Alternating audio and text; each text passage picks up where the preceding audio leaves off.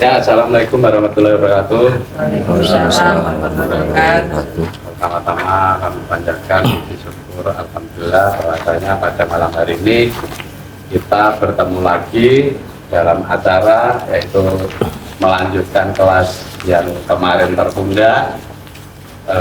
Semoga ada halangan suatu apapun. Salawat teriring salam kita sampaikan ke junjungan Nabi Muhammad SAW. Semoga dia bila akhir nanti mendapat syafaatnya. Amin. Yang saya hormatin Bapak Ketua RW Pak Basuki, saya hormatin Bapak Ketua Aliansi Bapak Sartono serta stafnya, dan yang saya hormati Ketua kita Udayen sebagai penasihat kita, dan yang saya muliakan teman-teman semuanya. Semoga kelas ini semakin paham apa yang nanti akan dibedah dan disampaikan Mas Sartono. Mungkin acara malam hari ini mari kita buka dengan bacaan basmalah. Bismillahirrahmanirrahim. Semoga acara pada malam hari ini dilancarkan. Amin. Mungkin Pak Sartono mau nambahin apa? Mungkin buat semangat teman-teman. Buat Apa Pak RW mau nambahin? Mungkin kita langsung aja. Materi akan disampaikan ke Mas Sartono. Waktu dan tempat kami persilakan. terima kasih semuanya udah bisa hadir. Insya Allah kita untuk malam ini masuk ke materi yang ketiga ya. Tapi nggak semuanya ini juga. Ini materi langsung dibuat oleh Tabib Upay tentang basic therapy skill. Basic therapy skill itu terbagi menjadi 6 bagian. Pertama, peran terapis. Kedua, bagaimana membuat orang tertarik terhadap bekam itu. Bagaimana memahami kebutuhan klien atau orang-orang yang akan kita bekam. Terus bagaimana menyampaikan manfaat dan metode bekam. Yang kelima, bagaimana mengatasi keberatan. Jadi setiap klien itu terkadang ada rasa keberatan atau ketertutupannya dia. Keenam, itu cara menutup penawaran. Sebagai terapis itu ada peran praktisinya. Peran terapis itu dibagi menjadi 6. Yang pertama itu frontliner medis. Jadi medis yang di depan yang utama ya.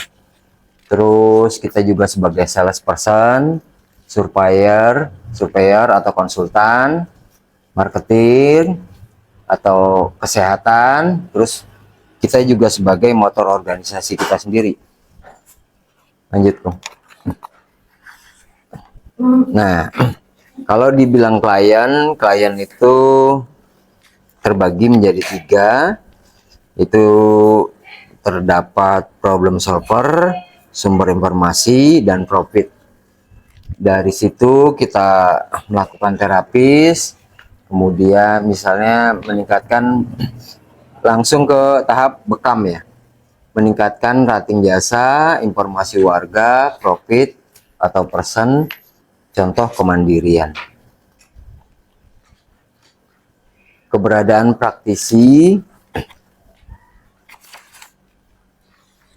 itu untuk merealisasikan program menjadi kenyataan, menciptakan demand atau permintaan.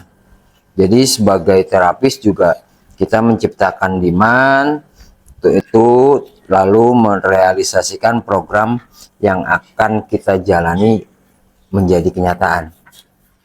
Nah, dari 2 itu nanti akan ada lagi itu di brand atau produk, program, benefit, dan pasien.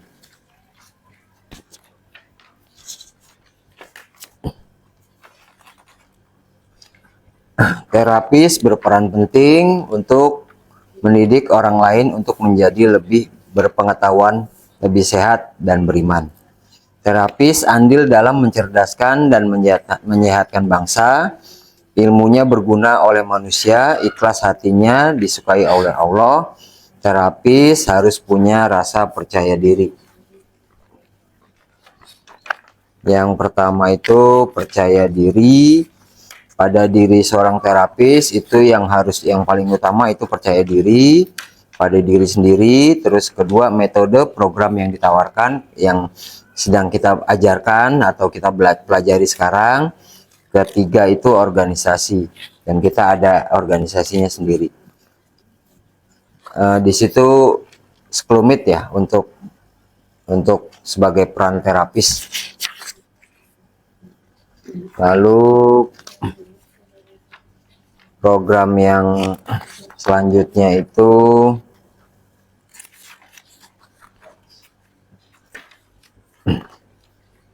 kita langsung ke tahap dalam akupuntur. Terdapat beberapa penyebab penyakit. Penyebab penyakit luar itu bisa disebabkan angin, dingin, panas, lembab, kering, api, ili, fu, dan qi. Penyebab penyakit dalam itu gembira, marah, murung, cemas, sedih, takut, dan terkejut. Itu bisa jadi penyakit dari dalam diri kita sendiri. Penyebab penyakit lain-lainnya atau yang di luar dari itu seperti salah diet, kelelahan, stres atau kekurangan latihan fisik, kebiasaan hidup yang tidak teratur, cuites yang berlebihan. Penyebab yang pertama dulu kita penyebab penyakit luar ya. Penyebab penyakit luar merupakan penyakit yang terjadi akibat dari faktor eksogen yang menyerang tubuh dari luar melalui kulit, mulut, atau hidung. Faktor eksogen itu adalah seperti angin, dingin, panas, lembab, kering, api, ili, fu, dan qi. Fu dan qi atau ili ini metode terapi timur.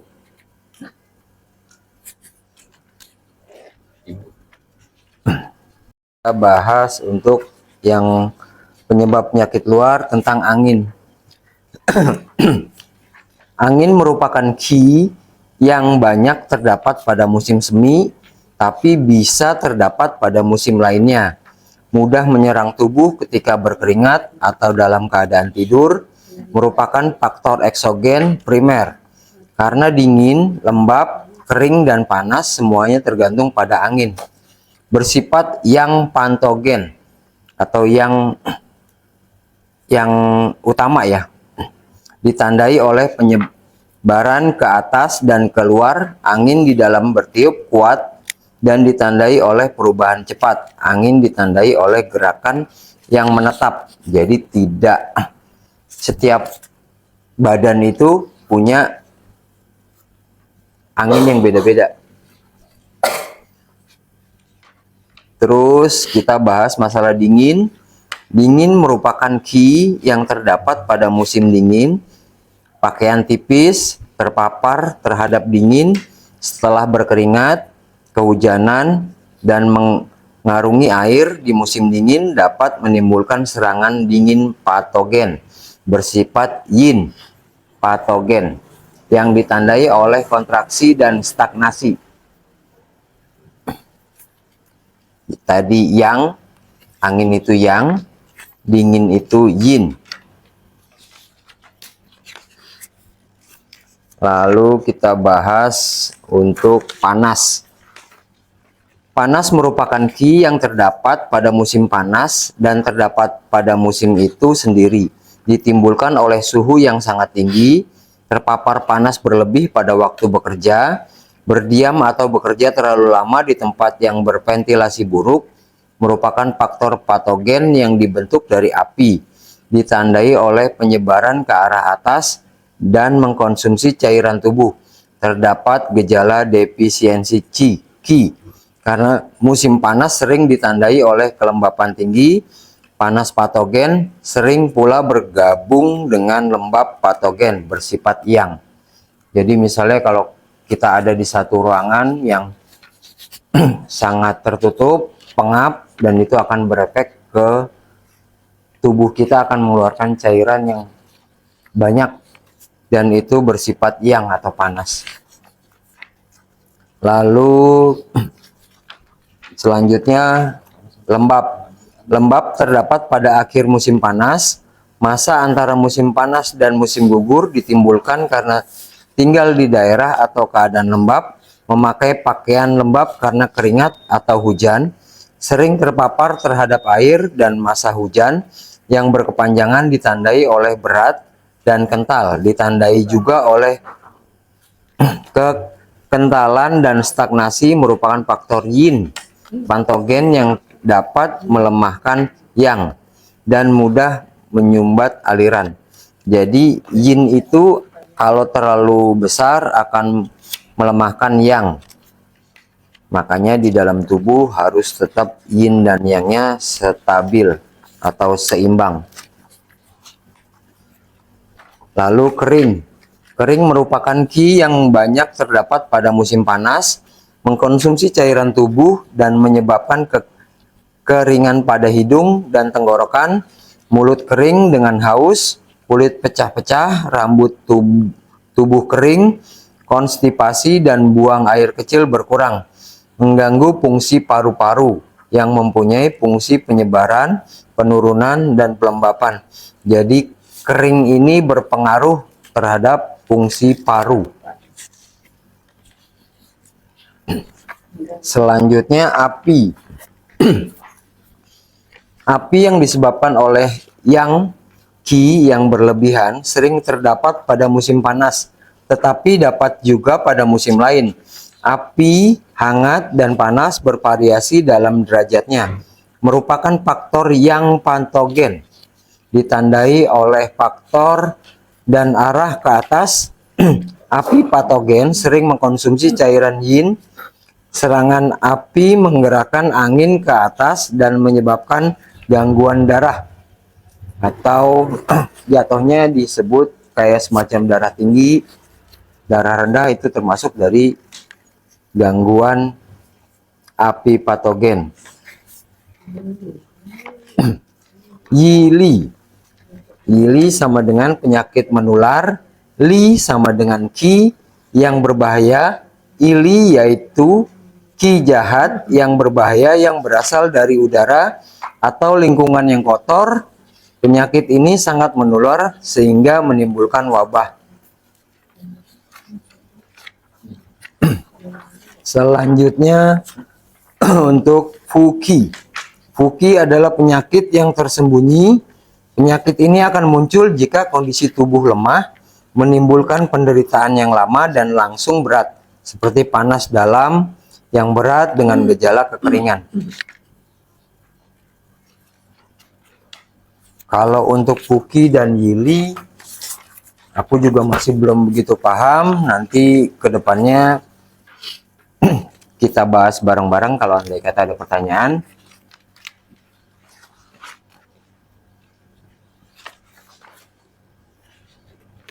Kalau dari materi itu aja, kita langsung tanya jawab aja. Ada pertanyaan dari materi ini?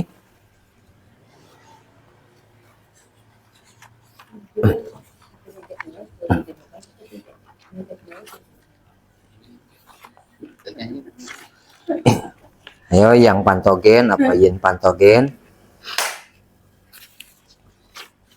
Efeknya kemana? Rata-rata naik ke atas. Adanya penyakit menular ini, penyakit menular seperti apa ya? Terus apakah boleh dibuka atau gimana nih? Kili itu kan. Jadi penyakit yang dari luar, yang memang berpengaruh ke terhadap tubuh kita. Jadi kayak misalnya patokan-patokan itu kayak debu, itu kan pengaruh, nantinya efeknya batuk, larinya ke paru-paru, itu gitu.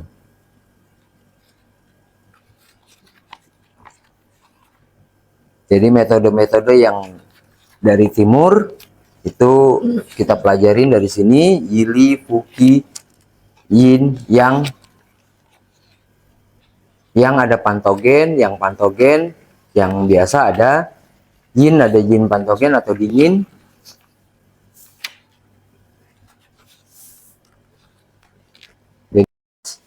Berefek kan dia akan keluarin cairan keringat. Itu termasuk dia sebagai apa? Yang Yang patogen, panas, berlebih yang mengeluarkan, dan efeknya ke badan Yang patogen. efeknya ke badan akan jadi lembab nantinya. Dengan pengeluaran cairan yang banyak, dia akan lembab dan larinya ke paru-paru atau napas.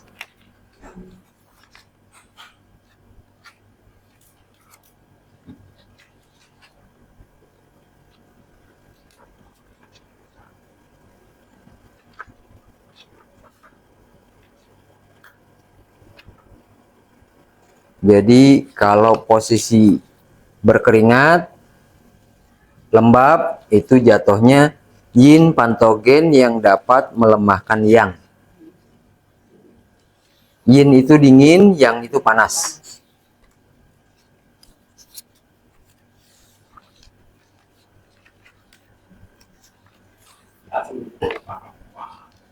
Santai dong. Kalau diskusi bareng-bareng, nanti kalau andai katakan kebetulan tabib juga ada, tapi dia denger gitu loh. Nanti kita yang dikasih tahu duluan, kita sampein ke sini.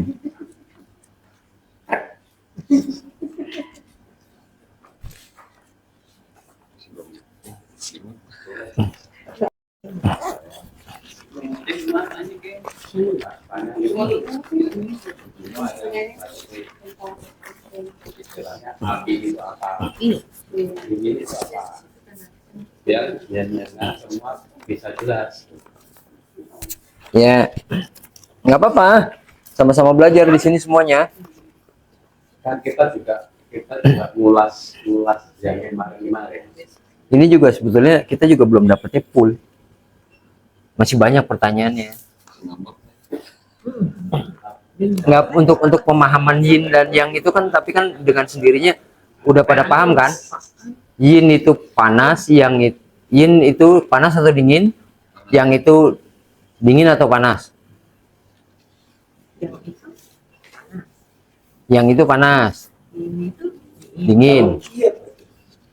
Qi adalah aliran energi.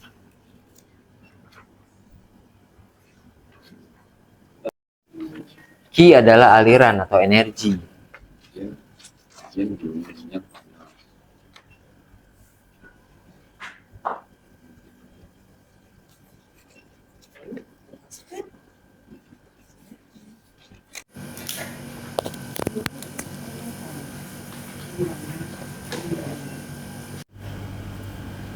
Ayo dipertanyakan Mas. belum nyambung nih. Seperti tadi saya dengar Ya, kita itu dari udara panas atau suasana ruangan yang tertutup sehingga timbul panas. ya, Badan kita jadi, kalau karena panas badan kita jadi berkeringat, banyak mengeluarkan cairan itu ya istilahnya kita dibaju, jadi baju kita basah, jadi ada kelembapan di badan kita. betul. Itu maksudnya gimana? Itu akan memakan yang kita, itu maksudnya gimana? Ya. Jadi antara Jadi panas dengan suhu udara dengan panas yang ada di tubuh kita, itu ada dua panas sebenarnya. ya, Karena panas di udara ini menimbulkan keluar cairan lembab, jadi memakan panas dalam tubuh kita. ya. Jadi gini, kalau panas di luar itu akan berefek ke badan. Badan kita akan mengeluarkan energi dingin. Jatuhnya panas patogen akan berefek ke yin patogen. Jadi efeknya ke badan kita dari yin patogen ini itu akan membuat lembab. Nah, pada saat lembab, kondisi yang paling dasar diserap itu adalah ginjal. Yang patogen. Yang Iya, terserap. yin patogen. Jadi Yin. ginjal itu akan menguras cairan. Kalau kita minumnya kurang, akan berefek ke kerja ginjal. Padahal dari suhu panas, sedangkan suhu panas itu jatuhnya kalau kayak jantung, paru-paru itu masuknya di yang.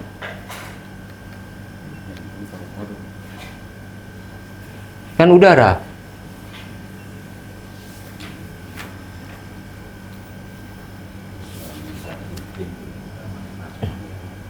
Iya. Dia kebalikannya. Badan kita jadi badan kita jadi apa? Orang lagi badannya panas dan badannya dingin. Badan kita ketika badannya lagi dingin, badannya panas kebalikan. Gitu loh. Terus Ya, betul. Betul, Iya, udah. Jadi sebetulnya coba hawa yang kita rasakan misalnya panas, padahal itu badan kita yang dingin. Kalau dia panas dia, tapi badannya dingin gitu. Dingin. Pokoknya orang badannya panas mau jadi selimutin gitu. Nah, Padahal badannya kita pegang panas. Maunya selimutin gitu. Kalau sini bawahnya dingin, bawahnya hawanya dingin di sini. Tapi sini tidak panas. jadi kita bisa Yili faktor eksternalnya. Ki energi luar. Sekarang kita makanya pertanyaan bisa menjawab ada tabib kita nanti yang akan begitu. ya ya ya ya Misalnya kayak gitu. ya ya ya ya Iya. Pada begini kayak gitu Pak. Kayak Yili ya. Apa pas kemarin waktu terdapat COVID itu termasuk Yili atau bukan? Covid kan tidak Ayo, suhu badan itu kan normal kayak biasa. Kita rasa Yili, tapi patokan gini, Yili sama dengan penyakit menular, Li sama dengan Ki yang berbahaya, Ili yaitu Ki jahat yang berbahaya berasal dari udara atau lingkungan yang kotor. Penyakit ini sangat menular sehingga menimbulkan wabah. Apa zaman dulu flu itu bukan wabah? Flu wabah. Padahal dari virus.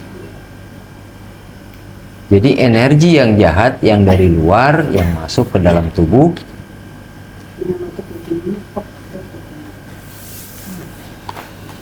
Masuk virus tuli gitu ya apa?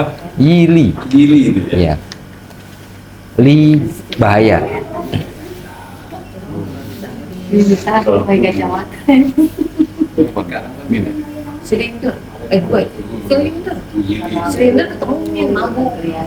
Ketemu plus. Ini kelihatan. Ini gimana? Gue mencari, gue baca Baru masuk pakai dalam. kacamata ini gue nggak bisa. Gue kalau baca harus di tapi jauh. Nah, bisa dilihat nih Mbak Tias nih. Ada yang ditambahin di sini. Iya. Iya. Sebenarnya intinya begitu. Betul nggak?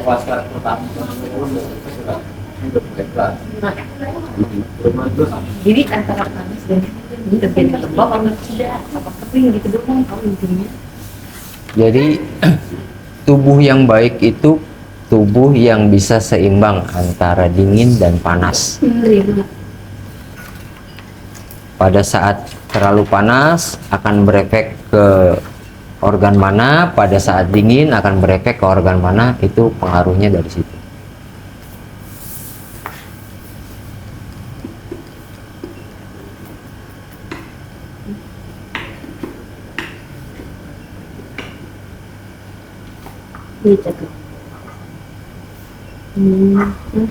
dikasih itu.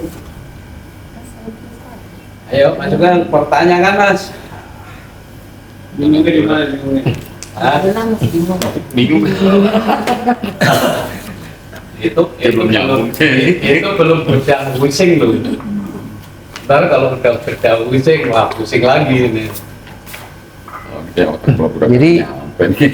Jadi di sini hanya jadi patokan dari Patokan anjir, patokan tabib itu kita diajarkan bukan penyakit ini namanya ini, penyakit ini namanya ini.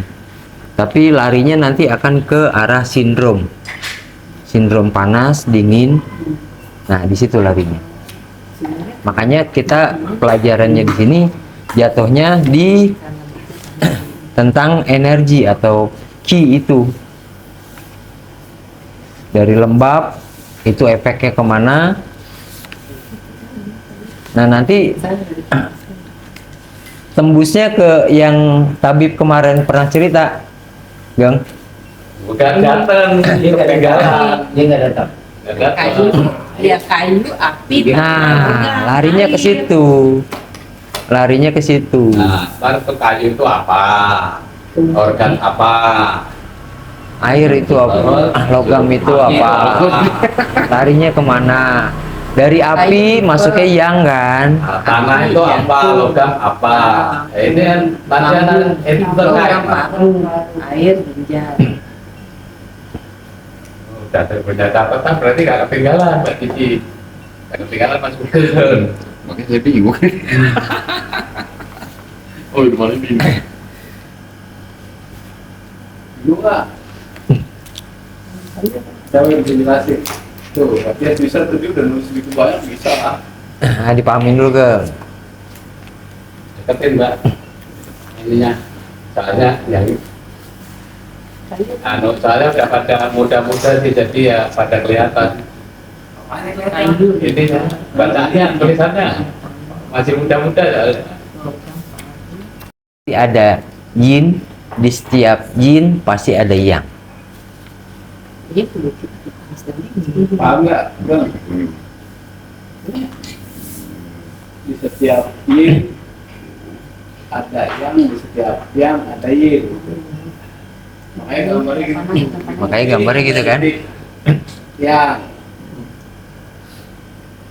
di yin ada titik putih. Nah, Di ilmu ini dari Korea ya tapi Cina. bukan Korea ya. Korea malah kan kalau dulu Cina itu satu rumpun kan, Cina, Korea, terus pokoknya tulisannya itu sama kayak gitu tuh Jepang. Itu yang paling senang pakai logo gini kan Korea ya. Bukan Cina. Nah, Jepang juga. Jepang kan yang itu yang samurai. Ya, sering solid kayak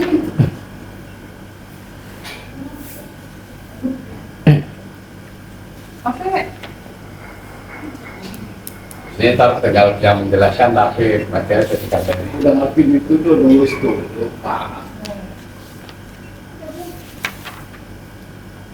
Ayo, ya jelasin tuh. Apaan? Ya itu jelasin. Ayo, Kung. Nah, oh. Ayo.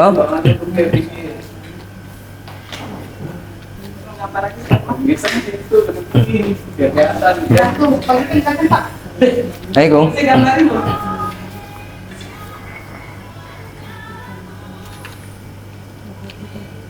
Oh, ini bisa.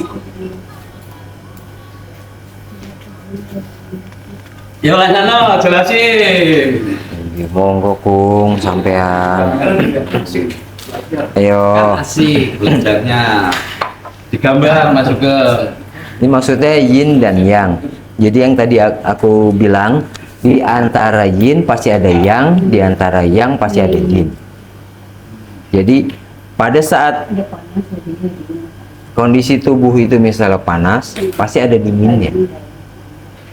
Pada saat kondisi tubuh itu dingin, pasti ada panas.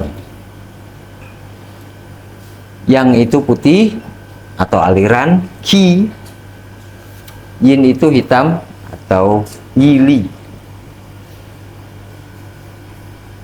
yang itu melambangkan sisi aktif seperti terang, cahaya, panas, atau maskulin, api, dan siang hari. Jatuhnya tetap saja ada yin. Di dalam yang pasti ada yin. Di dalam panas pasti ada dingin. Di dalam dingin pasti ada panas. Yin melambangkan sisi pasif, gelap, dingin, feminim, air, dan malam hari.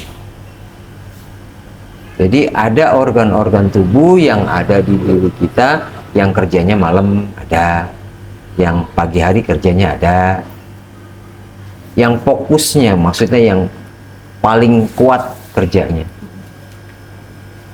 Sama pada saat kita istirahat malam ada yang kerja lebih aktif ya.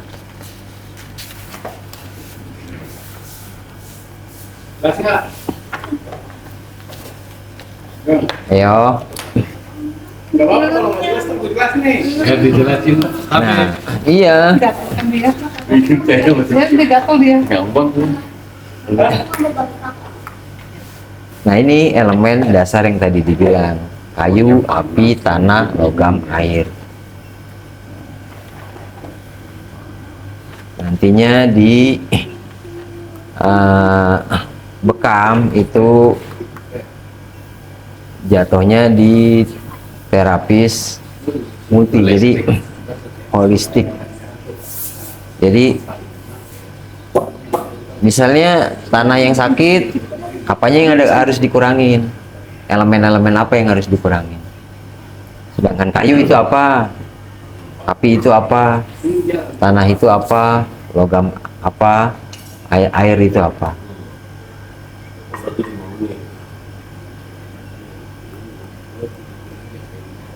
Ini patokan elemen dasar.